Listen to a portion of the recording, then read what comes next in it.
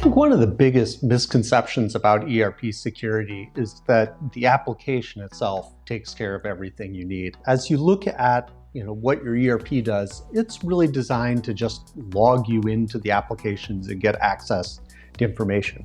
It's not really there to secure and manage who should be able to access what and deal with the prevention of access for people who shouldn't. Its role is to provide data.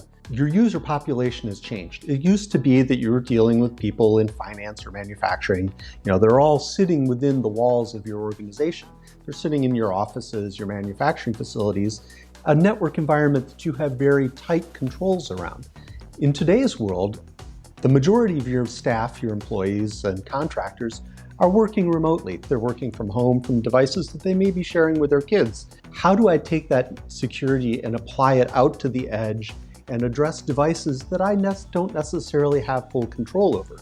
One, I need to start off at the lowest level and look at, have I restricted access to the environment? Have I put in things like next generation firewalls that are doing more than just looking at who you are and where you came from, but also looking at the type of data and information that you're trying to have flow through the system and ensure that sensitive data is encrypted, or that based on your role and where you're coming from, what data should you have access to? The next level is dealing with things like defense in depth of utilizing tools like endpoint detection. And it's even more so, instead of just traditional antivirus tools, using an endpoint detection tool that uses AI and machine learning activity to also augment that data and see, based on user behavior, is what the user trying to do typical? Is this the expectation of what they normally do, or is it unusual? The third is, as I've managed now my risk or my access, I also need to reduce the surface area. So looking at vulnerability management to see what are the potential threats that people could be trying to exploit that I need to block.